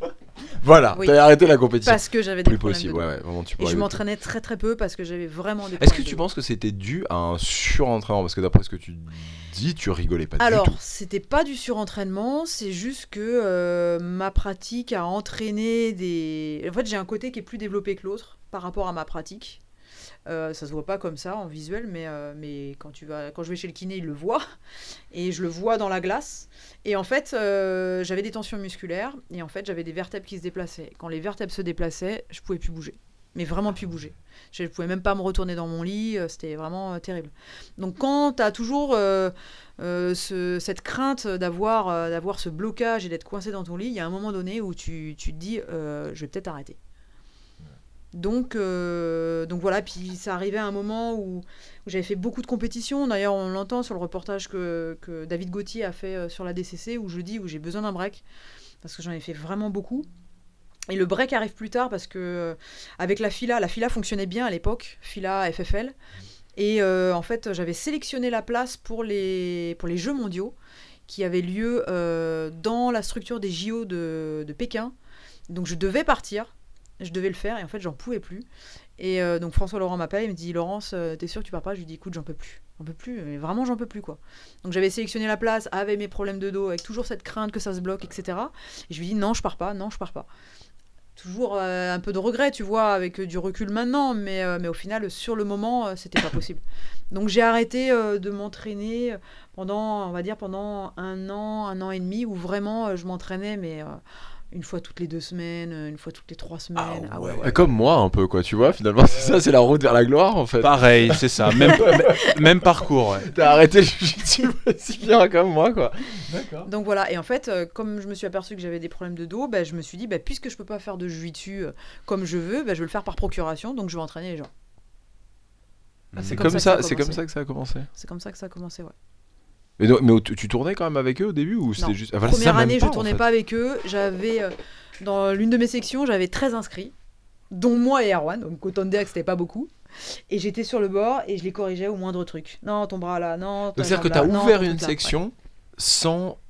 techniquement, hein, bon, il y avait Erwan, Ouais. mais sans montrer à quoi servait le jiu-jitsu brésilien, en fait. Mais sans tourner avec eux, ouais. Sans tourner avec eux, mais je les corrigeais sur toutes les positions, etc. Alors ça m'est arrivé de faire quelques entraînements, mais j'en faisais pas trop parce Parce que c'est que important j'avais quand mon même problème de de dos. comprendre ce qu'est le jiu-jitsu brésilien, de voir à quel point ça peut être efficace. Enfin, je veux dire, si quelqu'un qui te reprend sur chaque position et que tu Ouais. comprends même pas où tu vas et à quoi ça sert, c'est quand même compliqué. Et après, quand même. le truc, c'est qu'en fait, j'ai rencontré un kiné là-bas qui... Là, t'étais à Toulouse déjà. Ouais, j'étais à Toulouse. J'ai rencontré un kiné par le biais d'élèves qui m'ont conseillé, va le voir, il est bien. Il était kiné du TFC, du Toulouse Football Club. Et en fait, donc je suis allée le voir et en fait, il m'a expliqué mon problème de dos. Parce que quand j'étais sur Paris, tout le monde me disait, oui, mais vous faites partie de ces athlètes qui ont besoin de voir un ostéo 3 à 4 fois par an. Ils sont bien gentils, mais je fais quoi, moi, de mon problème en amont? Il y a sans doute quelque chose qu'on peut faire en amont avant d'en arriver là, quoi. Et en arrivant sur Toulouse, lui, il m'a vraiment expliqué quel était mon problème, donc ce problème de tension d'un côté par rapport à l'autre. Et il m'a donné tout un protocole d'exercices à faire. Donc c'est pour ça que je ne peux pas me permettre de rouler comme ça, direct. Parce que ça arrive des fois, tu as envie de rouler sur des stages, mais on ne me voit pas rouler parce que j'ai toujours besoin de faire mes échauffements. C'est du gainage, il faut que je le fasse. Parce que quand je fais ça, je prépare mon dos. Là, aujourd'hui, par exemple, ouais, avant bon. l'open mat et tout, Ouais. tu le fais encore? Oui, hein toujours. C'est une routine qui prend combien de temps? C'est une routine qui me prend 5 minutes. C'est pas non plus énorme, hein. Donc ça va. Mais je prépare mon dos avec ces exercices. Avant échauffement. Alors, Et ensuite, tu t'échauffes. J'essaye au maximum de faire mon gainage avant l'échauffement. Donc là, par exemple, j'arrive en avance pour pouvoir le faire. Et ensuite, si je peux pas, je fais l'échauffement. Et avant mon premier combat, avant que je puisse combattre, tu vois, à l'entraînement ou même en compétition, je fais mon gainage. C'est un rituel, c'est une routine que je fais à chaque fois que je m'entraîne, donc c'est-à-dire tous les jours. Conclusion de tout ça, trouvez-vous le bon médecin pour guérir vos maux? Ben là, c'était, il m'a vraiment donné la bonne solution. Et ensuite, j'ai mes exercices d'étirement que je fais à froid chez moi pour étirer mon dos. Et en combien de temps tu t'es remis? Alors, il m'a fallu du temps parce que tu as des nouvelles sensations, tu vois. Donc, moi, je ne savais pas. Est-ce que je suis dans le bien, pas bien? Est-ce que ça va se rebloquer, etc. Donc, il m'a fallu, je pense, une bonne année. Donc presque 3 ans de pause. Donc, 2 ans, non, 2 mais ans, quand je te quoi. dis une bonne année, je commençais à tourner à nouveau. Hein. Voilà, c'est ça. Je commençais à rouler. C'est juste qu'en même temps, je faisais mes exercices, je le voyais assez souvent. Voilà, on corrigeait, etc., etc. Et puis voilà. Puis après, il a fallu se remettre dans la compétition. Ça, c'était une autre histoire. Ça. Parce que tu l'as refait, ça. T'es reparti en compétition. Alors en fait, c'est parce qu'il y a beaucoup de gens qui m'en ont parlé. Ils m'ont dit Laurence, faut que tu te remettes à la compète. Bah ouais. Et à T'en avais l'époque, pas il y avait envie, Thomas toi Loubersan. Il y avait Thomas Loubersan Qui est toujours à Toulouse, lui. qui a beaucoup voyagé, donc je Ouais, sais mais pas. il a pas aujourd'hui, ouvert un truc à Toulouse? Il a pas ouvert non. un Atos ou je sais pas non, quoi non, à Toulouse? non. Non, ils ont eu des problèmes, donc finalement. Ah d'accord, ça- c'est pas d'accord, mais il devait ouvrir, je suis Il pas devait, fou ouais, quand il même. devait, D'accord, ouais. Et donc du coup, c'est lui qui m'a remis un peu sur les rails pour la préparation physique, etc., etc. Quoi. J'en ai bavé. Et ma première compète que je refais, c'est à Londres, l'Open IBJF en 2013. Je suis dans la zone d'échauffement et je me dis mais qu'est-ce que je fous là quoi. Ah ça c'est mauvais, hein, quand tu commences à douter comme ça. Qu'est-ce que je fous là, mec? Parce que tu dis mais je suis en train de mettre le stress là, alors je pourrais être chez moi. Tu vois, et au T'as final. pas retrouvé le plaisir de ce... Parce que c'est quand même Si. un plaisir, il faut que ce Si, soit un mais il a plaisir. fallu du temps. Il a fallu du temps. C'est juste que là, c'est la première compète. T'imagines? J'avais arrêté je sais Non. pas combien de temps. Non mais vraiment je me rends pas compte parce que déjà à la base je comprends pas comment t'as pu trouver du plaisir dans ce stress là à la base. Donc non je peux pas te dire ouais je comprends. Non, c'est- Jérémy et moi, on est des gros compétiteurs. Attention. Déjà que le jiu-jitsu brésilien, on n'y connaît rien. Mais alors attention, Non, la mais- compète. Attention, quoi. Non mais il y a des trucs si tu veux, il y a des trucs pour lesquels j'ai ça Ça sort dépasse. rien de Mais bon. moi, c'est pire que tout. Mais enfin, moi, j'adore aller supporter les copains et tout. Mais je pense que je stresse plus qu'eux. Hein. C'est terrifiant. Ouais, ouais. Vraiment, la Ah, mais ça, je compétition, peux comprendre, ça. je n'aime pas ça du tout. quoi. Erwan stresse énormément pour moi. Ah ouais, non, Plus que moi pour pour lui, les hein. autres, ils vont se blesser, ils vont être trop déçus. Alors, je les vois s'entraîner toute l'année. Je me dis putain, ils vont peut-être perdre en 30 secondes. C'est hyper dur. Ça Quoi. fait partie du jeu, quoi. Mais Ouais. il m'a fallu du temps avant vraiment de reprendre plaisir sur le tapis. Mais après. T'as eu des résultats à ce Open 2013? Ouais. Je l'ai gagné et je fais 2e en toute 4. Bah voilà. T'as un peu cette attitude un peu laid back comme ça, c'est rigolo. Je t'ai croisé vite fait à Lisbonne. Ouais. Et je te demande alors comment ça va et tout. Alors déjà t'étais Ouais. pas du tout comme d'habitude, beaucoup Non. moins prolixe. Ah bah, beaucoup plus fermé, je pense. C'est incroyable. Je sais pas, Ah ouais. tu l'as vu Laurence avant compétition toi? Non, elle a même pas Non, il voulu faut pas. daigner. C'est Ah ouais. incroyable. Alors je te Non, il jure, faut hein. pas, je suis Mais je te fermée. l'ai dit, hein, Adrien, je t'ai dit écoute, Faut je pas sais me pas rencontrer si à c'est ce Laurence. moment-là, Je t'ai il dit, faut je sais pas. pas si c'est Laurence Attends, Cousin que j'ai pourquoi croisé. Pourquoi Parce que je suis fermée, je suis dans ma bulle. Tu veux pas parler. C'est pas que je veux pas parler, mais je suis concentrée à ce Ouais, que je vais t'es faire. concentré. Donc, Et puis j'avais l'impression de t'emmerder. Je me suis dit, bon, allez, C'est je vrai. m'arrache. C'était le quoi. cas. Et c'était Ah, le cas. c'est a vrai. priori. Mais ça, je peux comprendre. Non, mais, Non, mais c'est vraiment. Et je me suis dit, bon, allez, hop, on s'en va. Alors que Ouais, d'habitude, ouais. on est là, on discute Ouais. et tout. Je me suis dit, bon, bah, je m'arrache, quoi. Je me suis dit, ok. Non, mais ouais, c'est difficile. Oh, j'ai envie de passer à autre chose, tu vois. Et t'as ce J'ai truc-là dû te traiter comme ça, d'ailleurs. Et t'as ce truc-là où on a l'impression que, ça t'emmerde, t'as rien à faire là. Et je me suis dit, bon, elle vient, elle va faire son combat, elle va s'arracher. Et t'as gagné, quoi. T'as fait championne d'Europe, tu vois ce que je veux dire. Et puis tranquille, quoi. Tranquille, et après, tout sourire et tout. Et t'as cette attitude-là, c'est très rigolo. Ouais, mais je pense que ouais, c'est une bulle dans laquelle je me mets. Et voilà, et je pense que chacun a sa petite routine, a sa façon d'être. Il y en a qui sont aussi fermés. Hein. Il y en a J'ai d'autres, l'impression qui que c'est sont quand même- très fermés. Oui, mais hein. te connaissant. Oui, mais oui. Je me suis dit, attends, mais qu'est-ce que c'est que ce truc Je veux dire, qu'est-ce que c'est Mais que j'ai ça, pas là l'habitude. Qu'est-ce qui s'est passé J'ai l'impression que c'est ça pour beaucoup de monde. Quand même, la plupart des compétiteurs avant, ils sont quand même dans leur bulle. Hein. Je connais Ouais. peu de mecs, de gens, disons, hyper détendus avant, ou en tout cas qui ont envie de parler et d'échanger. J'en connais peu. Il y en a peut-être, mais moi j'ai pas d'exemple en tête là. Non, c'est sûr. Là, en fait, je m'y attendais pas. Tu t'y En fait, attendais je pense, pas, je m'y attendais mais pas. oui. Bien sûr, effectivement. Je suis arrivé. Je crois que t'étais même pas en Kim. Si. Non. Alors, Non, si, non. j'avais un sweat par-dessus, je pense. Ah ouais. Et tu sais, je me suis dit, mais Ah non, t'as peut-être. non, raison. je crois que t'étais même pas en Kim. Non, j'allais me changer. Et C'est t'étais peut-être ça. là, les mains dans les poches. Je me suis dit, bon. C'est possible, ouais. C'est possible, ouais. Ouais. C'était très étrange Ouais. comme sensation. Ah ouais, non, je peux comprendre, mais il y a des gens aussi qui me l'ont dit, tu vois, j'en ai croisé à la Réunion, qui m'ont dit, ouais, bah, je suis venu te voir et tout ça. Je suis désolée. Non, mais c'est J'étais pas très grave. stressée, C'est tu pas vois. grave parce qu'effectivement, Mais ouais, personne t'es va te faire stressé, réagir non quoi. pour qui tu te prends, alors que tu vas après monter sur les tapis et tout, c'est normal. Oui, mais après, je peux Mais c'est comprendre que vrai des que gens qui quand ont on l'habitude t'aime de. bien, tu vois ce que je veux Ouais. dire, je me suis même dit, j'espère que j'ai pas dit un truc bizarre et tout, tu vois. Je sais pas, tu vois, Ou qui se font une idée, tu vois, et puis parce que t'es souriant sur les photos, et puis là, Voilà, tu vois ouais. quelqu'un qui est ultra fermé. Et Bon, oui, après ça, oui. en vrai, tu t'en fiches, l'important c'est ton. Ah, mais je Oui, comprends. oui, mais. S'il y a un truc quand même qu'on peut dire sur Laurence, c'est que t'es quelqu'un d'ouverte, quoi. T'es quand même pas. Quand on vient de parler la première fois qu'on s'était vu, toi et moi, je m'en rappelle, j'étais limite surpris. Putain, mais elle est hyper cool, Laurence, quoi. Genre, pas la grosse tête, Ah, mais rien. c'était l'Open IBJF à Paris. Ouais, c'est ça. Ouais, c'est ça. Ouais. On s'était eu au téléphone, Ouais. mais on t'avait surtout échangé avec Jérémy. Ouais. Mais on s'était jamais On s'est rencontrés. croisés là. Je crois que tu m'as même demandé lequel des deux j'étais. Oui, parce que Oui, j'ai dû moi, le faire truc, ça, c'est que ouais. je ne connaissais. Je sais même pas comment on s'est retrouvé à s'appeler. Je sais plus trop Si. comment. Par Lorenzo qui faisait des savons. un de mes élèves. Exactement. Et il m'avait dit, il faut absolument que tu. Je ferai pas l'accent italien, hein, ça va être horrible.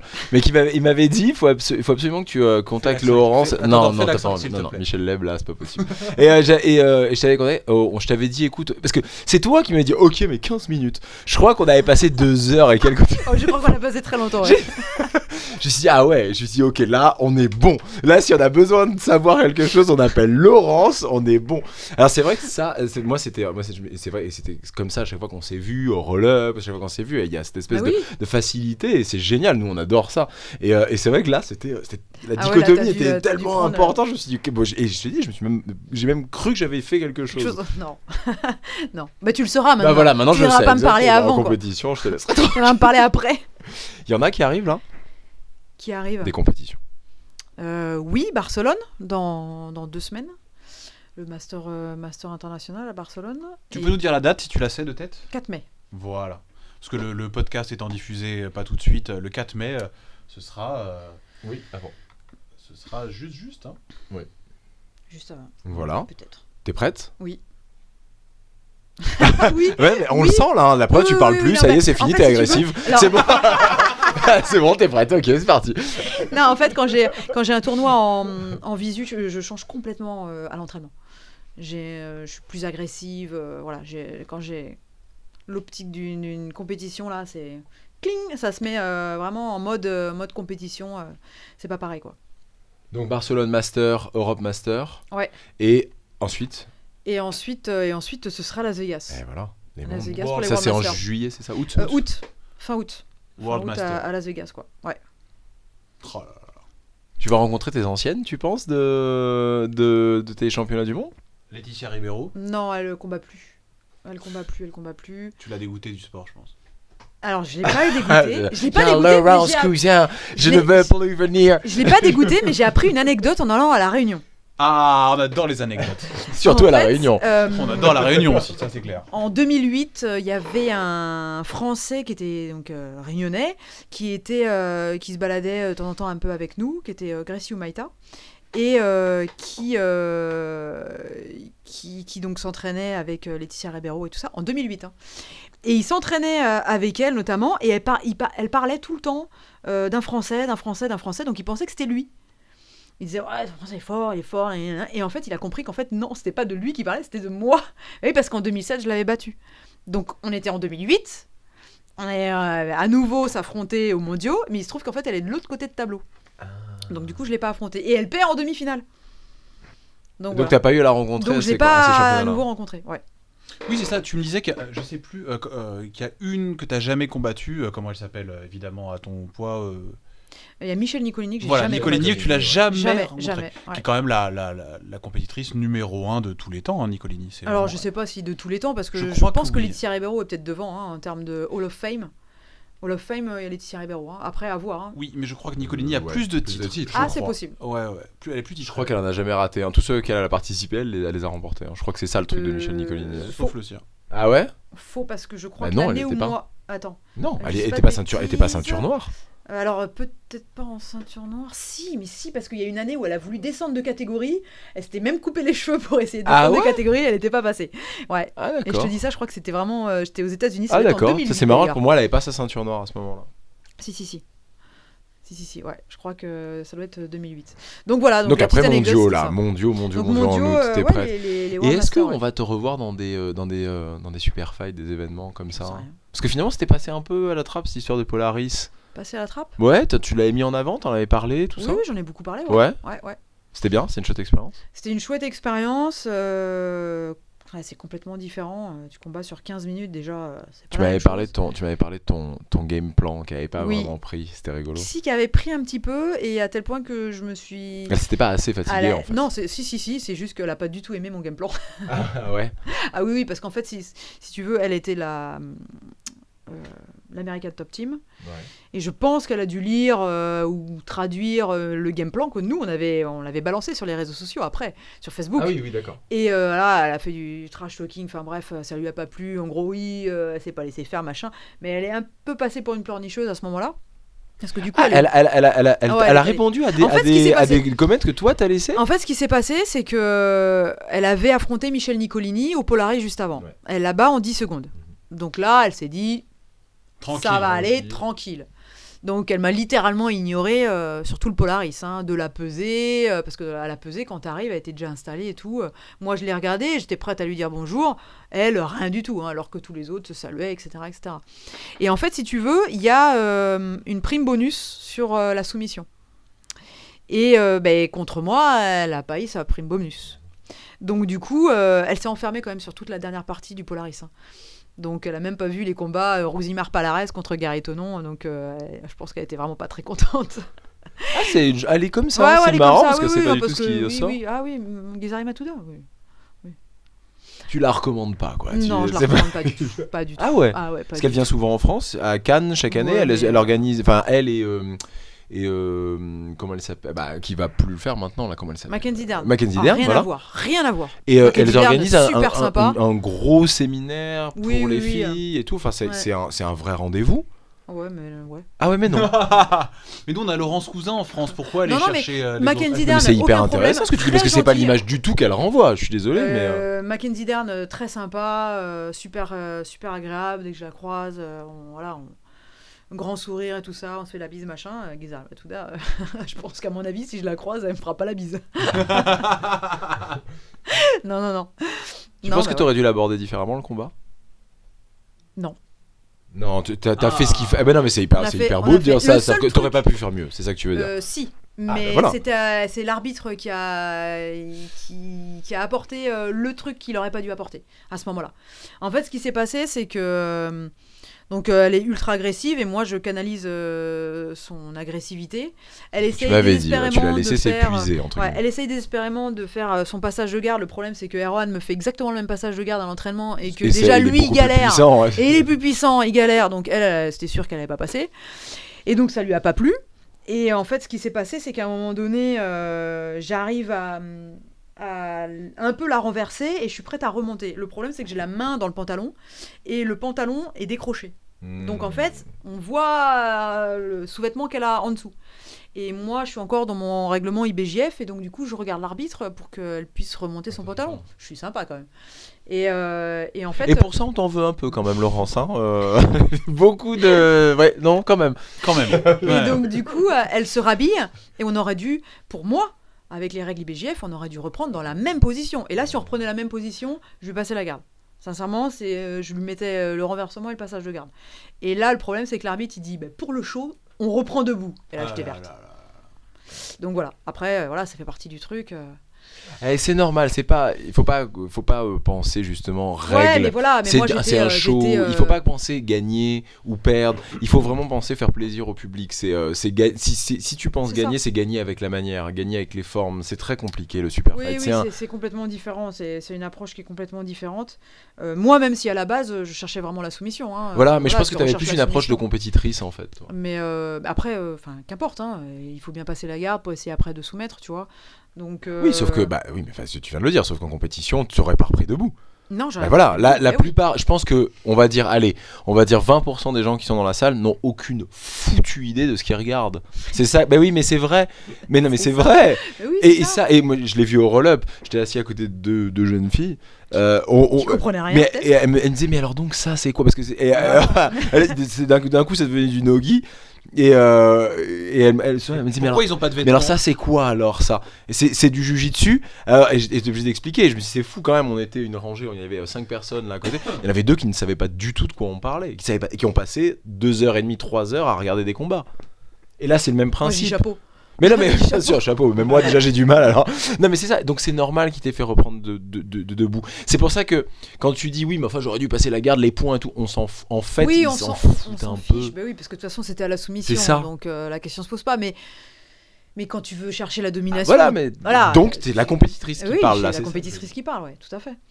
Donc du coup, voilà, elle a pas aimé le game plan qu'on avait mis en place. Et je pense qu'elle l'a sans doute vu par le biais de quelqu'un sur les réseaux sociaux et ça lui a pas plu. Donc elle a mis ses petits commentaires sur Instagram et tout ça. Mais le problème, c'est qu'elle est passée un peu pour une pleurnicheuse, tu vois.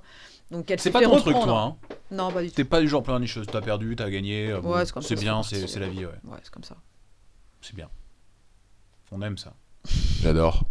Ouais, on aime pas. On aime Non, pas les pleurnicheuses, j'aime pas Gisari Matuda, tu vois. Non, Ah, je suis bah, très après, très voilà. étonné de ce que tu dis. Vraiment, c'est pas du tout l'image qu'elle renvoie. C'est rigolo. Ah, Comme quoi, moi, les je- réseaux sociaux. Hein. Ah ouais, ça. Mais moi, la connaissant comme ça, du coup, quand je vois ces photos, il y a un petit côté hautain. Après, c'est mon ressenti. Hmm. Après, Demain, il y a un truc comme ça contre elle, là, un 2. Tu leur bien acceptes? sûr.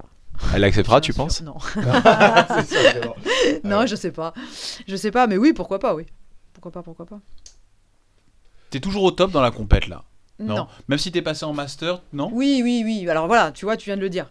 Je bascule. t'es passé en je master. Là, tu bascule lui as en fait du master, mal, là. donc, Tu lui as fait du mal. non, Adrien, non, je suis parce que un peu moi, désolé. je qu'elle avait suis au 30 top. ans. Je pense C'était qu'elle pas le sait. absolument pas Non, une mais bonne oui, question. après, faut pas se voiler. Faut pas se voiler la face, tu vois, par rapport à la jeune génération qui arrive, qui s'entraîne et qui fait que ça. Moi, j'ai mon boulot, j'ai mes élèves, j'ai une académie à gérer. Maintenant, encore plus. T'as un Donc, mari. Mais non, mais c'est hyper il y a une important. vie de Eh couple à oh, c'est gérer. une vie de couple, ça se Bien gère, hein, sûr, comme bien tout le sûr, reste, il hein, faut comme un boulot. l'entretenir, sinon c'est plus possible quoi. Donc il y a un moment donné, oui, la catégorie adulte, elle s'éloigne fortement. Là. Oui, puis t'as fait tes preuves dedans.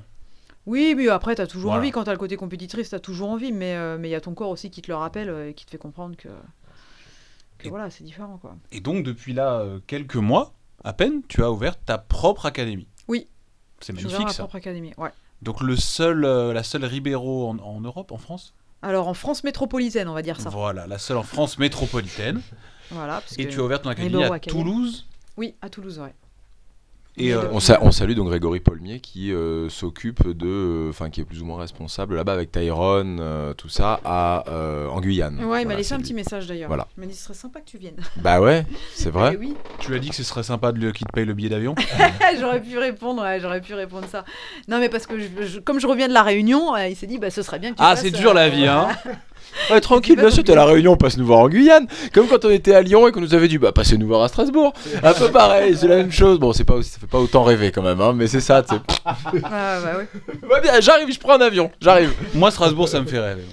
Ah, c'était sympa, Bien Strasbourg, sûr. c'était sympa. On avait été hyper bien accueillis chez Infinity. Exactement. Infinity Jiu-Jitsu, chez Salah Mezoud. C'était génial. Hyper bien accueilli. Vraiment, dans le Kleenex Tour, enfin dans tout le tour qu'on avait fait en France, je crois que c'était celui où on avait été le mieux accueilli. On a même, tu vois, par exemple, Toulouse, on n'a même pas été accueilli. Tu vois, pour te dire. C'est vrai, c'est vrai. Les gens là-bas sont moins sympas.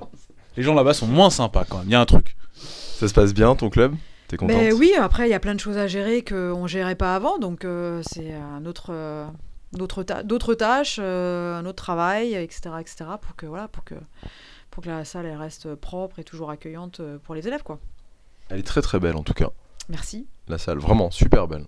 C'est un grand pas en avant. Il n'y a pas beaucoup de monde encore qui ont des académies à eux avec les murs. Enfin, même si j'imagine que tu n'as pas acheté les murs, tu dois les louer. Non, ouais. Mais c'est quand même pas tout le monde. Et là, ça commence à pousser un petit peu. Ouais, après c'est des sacrifices là aussi, hein. Faut s'en rendre compte aussi,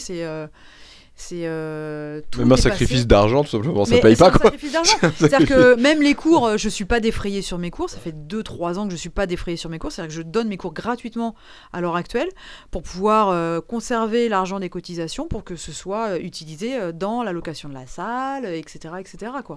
Taxes foncières, etc. Bah, Donc c'est ça, plus les stages que moi je donne à l'extérieur, tout injecté dans la salle. ah ouais. Ouais. Ah, Tous les stages que j'ai donnés depuis le mois de septembre, tout est injecté dans la salle. Donc tu ne vis que grâce à ton travail. Exactement. Tout le reste, c'est pour la Tout salle. le reste, c'est pour la salle. Les cotises suffisent pas encore. Non. Parce qu'il a fallu faire des travaux, acheter le Eh ben, matériel. c'est surtout ça en fait le problème, c'est que nous on a monté un business plan, mais il y avait forcément le côté financier pour les travaux, déjà on a dépassé notre budget. On a des spécialistes des business plans, si tu veux. Ouais. On s'y On connaît. connaît des On, gens, on ça. connaît les meilleurs. On en a rencontré des gens qui font des business plans hein, pour Donc, les académies, du coup, pour voilà, tout. les travaux, ça demande de l'argent, hein. On s'imagine que un coup de peinture et c'est fait, mais non quoi. Ouais. Et les chiffres montent vite. Après on a eu pas mal de chance, c'est que on a parmi nos élèves des gens qui sont compétents dans leur C'est ce profession. que tu me disais en fait, c'est Et resté en ça interne nous en a famille. ça nous a beaucoup aidé, que ce soit pour le choix du local, que ce soit pour la négociation avec l'agence immobilière, que ce soit pour tout ce qui est aspect sécurité, que ce soit pour monter les vestiaires, parce qu'on avait un plaquiste, un électricien, donc on avait beaucoup de gens qui étaient compétents. Par des contacts, on a réussi à trouver le plombier pour les douches, une carreleuse par le biais d'une des élèves, etc. etc. Donc, Ok, donc si vous avez de gros travaux dans votre maison, bah, vous vous adressez à Académie Ribeiro à Toulouse. C'est Laurence Cousin. Tu sais, genre en contracteur, tu sais, avec la casquette et la caillou, je vous fais tiens, hop là pour faire les plates, là, ici ça va pas du tout, là, regardez, ça fuit. non, C'est bien, Laurence. On a participé, on a mis la main à la pâte, hein, la peinture, évidemment, etc. Puis les tatamis aussi à acheter, hein, parce que tu vas pas mettre des tatamis puzzle dans une salle qui est toute bien. T'as combien de blanche. mètres carrés? Alors on a 143 mètres carrés de tatami pour un local qui fait 225 mètres carrés. Ça doit peut-être être les plus grands de France. Bon, non, Non, il y a alors- Tissier. Ah non, mais tu peux pas comparer. Oui, si, Tissier. Bah, Tissier, c'est oui, c'est Cercle privé. Tissier, oui, non, oui, je parle en c'est privé. privé. En privé, ouais. je parle. En Je pense privé, que oui, c'est, le cercle Tissier est très très grand. Ouais. immense. C'est immense, ouais. Mais là, 143 mètres carrés, c'est grand. Hein. Ouais, ben on voulait pas. En fait, à la base, on voulait prendre un peu plus petit, mais on s'est dit c'est bête si après on doit rajouter quelques tatamis, on va les payer plein pot, donc Ouais. ce sera pas intéressant. Donc autant finalement tout prendre Y d'un aller à seul fond, coup. ouais. Voilà, et puis du coup, on a eu aussi un tarif sur les tatamis. Plus t'en achètes, plus t'as des tarifs, quoi. Donc voilà. Et là, t'es contente du résultat, l'académie elle tourne parce que t'as changé de salle, il y a pas trop d'élèves qui sont partis, enfin tout. Non, continue. non. Alors après, on a tous nos C'est toujours élèves compliqué, qui ont ces suivi. périodes-là, hein. Oui, c'est toujours compliqué. Après, on a fait des petits compromis. On a fait en sorte que pour eux, ce soit tout aussi pratique. D'ailleurs, c'est plus pratique pour eux parce que là où on était situé, c'était très compliqué pour eux en termes d'accessibilité. Donc là, c'est mieux pour eux. On a rajouté des cours, les cours le midi. Donc voilà. Et puis, il suffit qu'ils viennent à la salle et qu'ils constatent la salle par rapport au lieu dans lequel on était avant, là, sur un dojo municipal qui était avec des tatamis limés, des espaces comme ça entre les tatamis. La saleté, j'en parle pas. Et puis le week-end, quand on avait cours le samedi, il y avait le foot qui arrivait, qui prenait les douches, les machins. Donc voilà, c'est complètement différent, quoi. Ok, très bien. Donc tu es contente de ton. Ouais, Attends, après voilà, c'est que le début. Parce que maintenant, faut que ça tourne, quoi. Faut que ça fonctionne, il faut que ça plaise, et puis voilà, que ça augmente. Mais ça va, t'avais déjà le terreau. Ouais, t'avais on a déjà un bon la gros noyau, très donc, le oui. noyau. Voilà, exactement. plus la réputation, on se fait pas trop de soucis pour toi, hein, Je l'ensemble. pense pas que ce soit la réputation qui joue beaucoup. Ah, ouais. Bah, moi, Pour s'il moi, y a non. deux clubs dans la même ville et de ce machin, je vais aller vers la championne du monde. Je vais pas Peut-être me toi, poser de mais questions. peut-être pas pour d'autres. Voilà. C'était un peu agressif ta réponse, là, hein. J'ai trouvé ça un peu agressif. Non, mais c'est pas grave. je pense qu'il en tranquille. faut pour tous les goûts. T'as vu ce que t'as dit tout à l'heure? Et maintenant, elle tu avait pas fermes de ta palmarès. T'as dit qu'elle avait pas de palmarès avant les championnats du monde. Bien fait pour Non, toi. mais c'est pas grave. Hein, Non, tranquille. mais je Ok. pense qu'il en faut pour tous les goûts. Non. Il en faut pour tous les goux. Et Eh ben moi, je suis voilà, pas après, d'accord, Laurence. Voilà, c'est D'accord. tout. Ok. Fais gaffe. Elle a un mari Tu me Saint-Aurore en plus. dérangeras pas. Tu me défendras pas, ok. Non, il y a la façon d'enseigner, il y a la façon Bien sûr. dont évidemment. le club fonctionne et est dirigé, voilà. Mais Top. Top.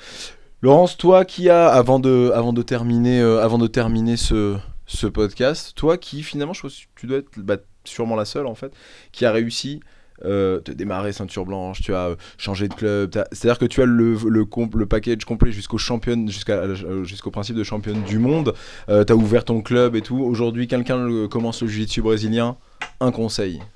Garçon ou fille, on s'en fiche. se faire plaisir avant tout. Parce que qui sera champion du monde, c'est même pas 1% de ceux qui pratiquent. Donc avant tout, c'est de se faire plaisir sur le tatami, quoi. C'est vraiment ça qui est le plus important. Moi, c'est mon exutoire. C'est mon exutoire après mon boulot, de pouvoir me détendre et savoir « Ah, c'est super, je vais à l'entraînement. » quoi. C'est fun, quoi. Aujourd'hui encore. Aujourd'hui encore. Même il faut gérer l'administratif. Même faut avec gérer le l'administratif, je nettoyage. sais que j'attends l'heure pour... Le jour, pour me dire, le jour où ça disparaît, il faut pousser jusqu'à ce que ça revienne, ou est-ce que Oui, tu penses que quand regarde, j'ai arrêté pendant C'est un ça, an et ma demi parce question. que justement j'en avais peut-être T'en avais marre du de jiu-jitsu tout brésilien. ça. Enfin, peut-être pas marre de la discipline, mais marre de plein de choses. Et au final, avec un petit break, ça repart, quoi. Ça repart parce que je pense que ouais, c'est un tout, le jiu-jitsu brésilien, tu vois. C'est pas uniquement, pour moi, c'est pas que la compétition, c'est l'ambiance, c'est les potes, c'est plein de choses, quoi. Moi, mon cercle d'amis, il est dans le jiu-jitsu brésilien, ce sont mes élèves, quoi. avec qui je m'entends très très bien, quoi. Et tes sponsors aussi. Et les sponsors. Pourquoi tu parles de ça? Tu les aimes bien, on le sait quand même. Ça va, c'est cool. Merci beaucoup, Laurence. Avec plaisir. Bah ouais, c'était un plaisir de te recevoir, vraiment. Après tout ce temps, franchement, et ton expérience est vraiment unique. Enfin voilà, on a avec nous la taulière. C'est un peu toi la patronne, en fait. Je sais pas si je suis la patronne. La taulière du Jiu-Jitsu brésilien. Tu as envie de français. contredire Samuel Monin, c'est ça? Non, je ne dirais pas. Voilà, contre Samuel doucement. Monin.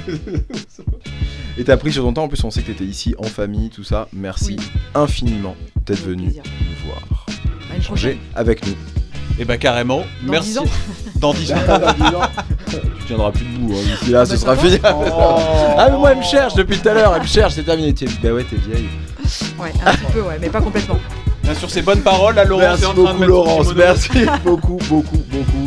À la prochaine, salut à Salut, tous. Salut, amusez-vous ciao. bien, les amis. Ciao, ciao. Ciao.